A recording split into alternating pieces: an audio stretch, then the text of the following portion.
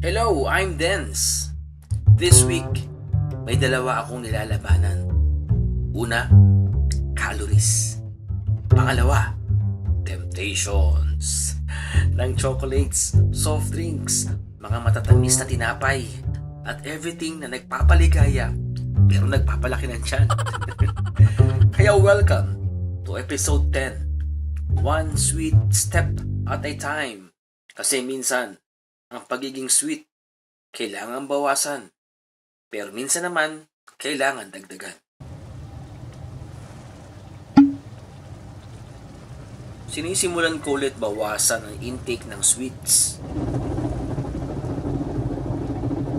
Yung tipong iiwas ako sa lahat ng masasarap para sa kapakanan ng future self ko. Diet ko, no? Pero syempre, hindi pwedeng puro bawal.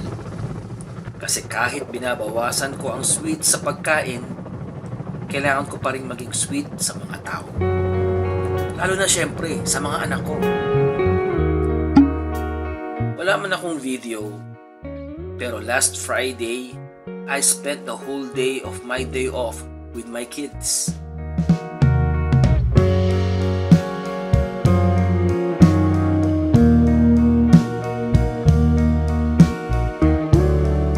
Alam kong mag-a-agree kayo dito.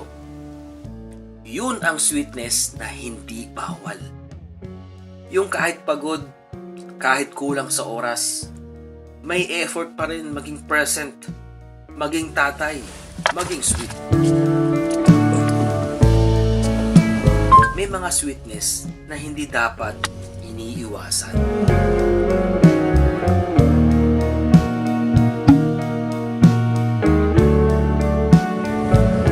Ang lamig ngayon dito at ito nyo na may sasakyan. 11 degrees. Lamig. Pero ano ngayon, maaraw naman. So ngayon ay December 2 na. Ilang araw na lang, Pasko na naman. So dito sa Japan, wala talagang Pasko.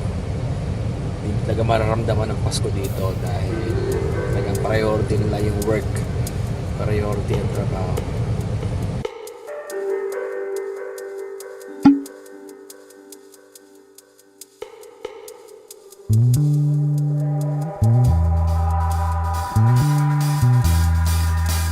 May isa pang sweetness na kailangan ko ring i-manage. Yung pagiging sobrang bait sa trabaho. Yung tipong はい、わかりました。了解です。承知いたしました。かしこまりました。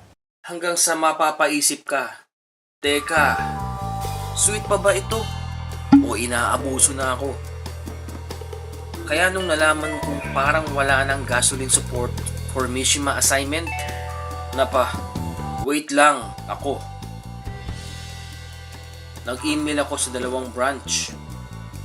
Hindi galit, pero sapat para gumising. At nagising nga sila.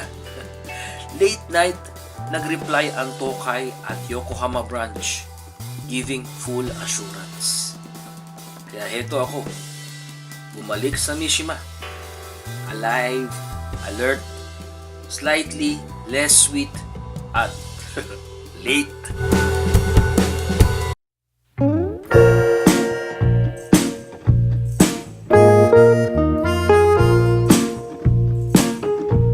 Merong verse sa Proverbs na nagsasabi, gracious words are a honeycomb, sweet to the soul and healing to the bones.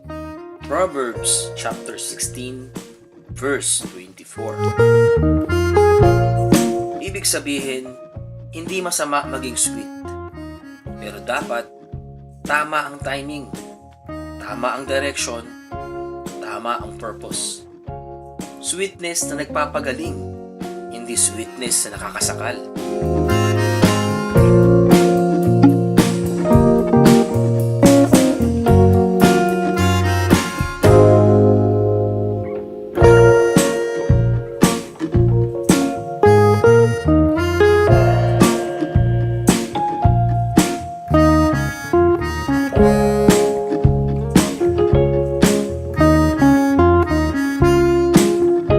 this week, natutunan ko bawasan ang sweets na nagpapabigat ng katawan, pero dagdagan ang sweetness na nagpapagaang ng buhay ng ibang tao.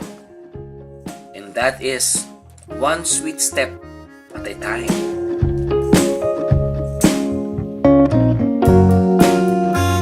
Akala ko matatapos ang linggo na puro pag-iwas sa sweets. Pero hindi ko inaasahan na may pinaka-sweet pala na nangyari sa dulo.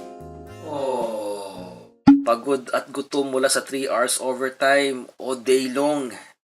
Tapos biglang inabangan ako sa entrance. Sabay binanatan ako. Aray ko. Binanatan ako ng, "Sir, kain muna tayo." At ayun, dumiretso kami sa Marugame Udong. Nothing fancy, just simple food, simple kwento, simple tawanan. Pero ramdam ko ang sincerity nila.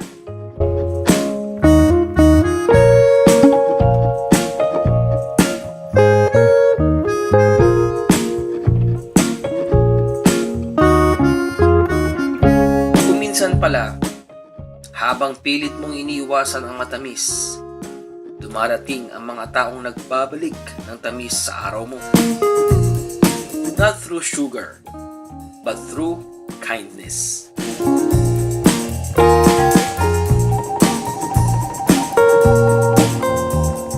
So, for this week, isang bagay ang natutunan ko. Life isn't about avoiding sweetness. It's about choosing the sweetness that nourishes you. One sweet step at a time. Kasama ang tamang tao, tamang mindset, at tamang puso. Maraming salamat Group E. Hindi ko makakalimutan ito. And to everyone watching, stay sweet, but stay wise. See you next episode.